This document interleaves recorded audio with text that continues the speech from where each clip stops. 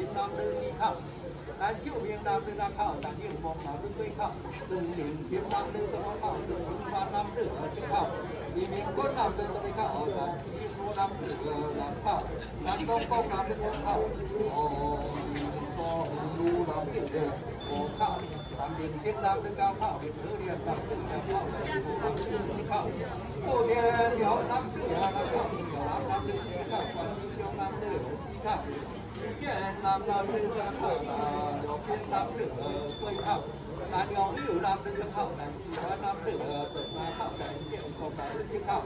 澳阳济辽南的靠，南中云南的西靠，原六里南的西靠，南金南的沙靠。Nam được hưởng thảo, Tàn có kiến Nam được cao thảo, được có biến Nam tư đang thảo, được tiềm hộ Nam được thảo, thoại kiến Nam tư được cao, đi biển biển Nam được cao, đi biển Nam được cao, để cho Nam được cao thảo, đi biển Nam được thảo, tu với chiến Nam được sĩ khảo, tổng hiến Nam được sĩ khảo, hòa giáo chiến Nam được sĩ khảo, tận ra Nam được thảo, tổng hiến Nam được sĩ khảo, chính quản Nam được thảo. Ông quan nhóm làm lên sĩ khảo là nhóm được làm từ là khảo là nếu đi làm lên sĩ khảo nếu chỉ nhóm làm lên sĩ khảo là những đủ làm lên xa khảo là những đủ làm lên xa khảo là những đủ làm lên sĩ khảo ông quan nhóm làm từ có khảo là những trong làm lên rất khảo là những trong làm từ là những khảo anh kia đi làm từ là khảo là những làm từ là khảo là những hồn làm từ xa khảo qua quan nhóm làm từ khảo là những quan làm từ xa khảo qua quan làm từ là khảo Việt Nam làm từ khảo tại trong san Nam từ ra khảo tại trong Nam từ trên khảo cao miền Đông Nam từ sinh khảo Nam từ ra khảo cho qua Nam từ ra khảo thì những quý Nam từ khảo nhiều vụ Nam từ khảo thì qua Nam từ khảo còn đề phá Nam từ là quay khảo tại huyện thì Nam từ khảo thì ta Nam từ sinh khảo hồ giáo hiệp Nam từ sinh khảo hồ hiệp quân Nam từ sinh khảo đi chè Nam từ sinh khảo đi chỉ học Nam từ sinh khảo đi trong Nam từ đã thảo điều kiện đủ Nam từ sinh khảo đàn hiệp bóng Nam từ sinh khảo đi về hiệp Nam từ sinh khảo đi về bóng Nam từ sinh khảo hà nhân trong Nam từ để kiếm được có ông tô có những gì chào ý ban diệu đề của chứng của giá những diệu của chứng quý rằng xuống là lượng của những tài vụ đã thực hiện cho đến tiêu điểm từ những gia lý này như chiếc ngông quan thiên đề của chứng của giá có giá số cũng ý những của ngông kèn tô quan rơi tâm chính của sinh của ông gia của ông gia từng có quan rơi hạ thành dương quân hai nhà với chương trình nhưng mà thế đấy chỉ ký thì ra với điểm bằng chậm trả đi với chương trình sản xuất chương trình chậm đi đó sẽ có thì đến giao vũ khí thì tuy ưu chủ có bảo ưu chủ trường ngược về cao đến thời tạo đi trong ba tí trong ý trong thế thì trong các thủ tục đó sẽ kiểm tra của ta qua một số trong đó thì đến qua học một cái gì chi điểm dùng tình hoạt cái chương trình anh đến chế ý giao tay giao chế chế thì cả họ đến một trong những trong những gì trong qua một giáo đến qua cái bài đầu riêng dám cho quan niệm và cho thêm cái điểm gì kiểm bài chính chủ chỉ biểu quân chu quả tám phần làm tí sinh nhân chú lên chúng tôi lưu ý rằng để suy nghĩ một chủ quan biểu lập hồ thiên chú qua nhóm đại đề thì đã bị dùng làm thế cả hai chúng tôi đã chuẩn bị sang chủ quan chương trọng ở quan trường tế của kiếm hộ gia sinh cảnh chế chung trong chính của ban sử dụng các gia được phụ viên trường hào chương cao xuất cho đéo chương chủ bản đình bóng các đời chứng quốc hào các miền trong chương bị chương nhẹ cô kinh khâu trong tuần trọng vì chúng gặp hàng việt ám của kinh chiếu có hai cơ đến cho tới ở quan hộ bóng thiện vụ gây riêng không cháu ủng hộ có thẩm chí an nhiều trong kỳ định các điều kiện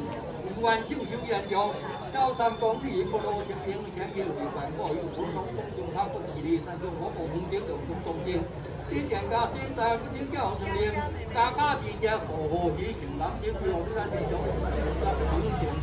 còn đại sai chỉ kêu còn đại chỉ từ khi của chim chủ như quân theo quan điểm đi việc của người cao nhất từ cái muốn nhau chứ không phải là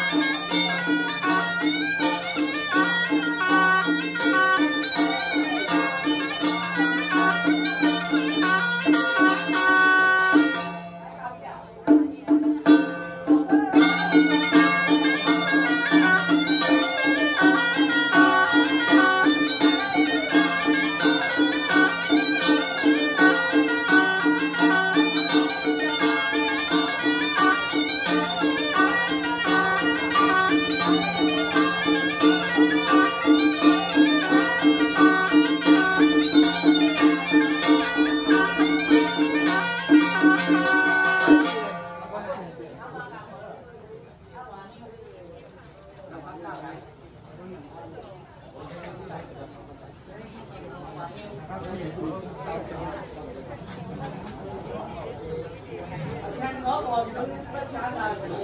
笑喺衝我一碗眼熬都要諗到咁樣，我是安姐嚟㗎。